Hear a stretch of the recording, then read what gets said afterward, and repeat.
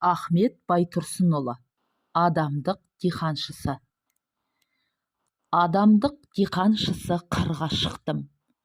Көлі жоқ, көгалы жоқ құрға шықтым.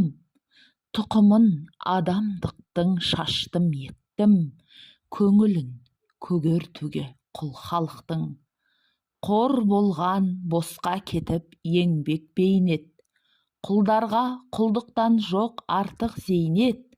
Оттай бер жануарым екі аяқты, адамдық хайуанға қанша қажет.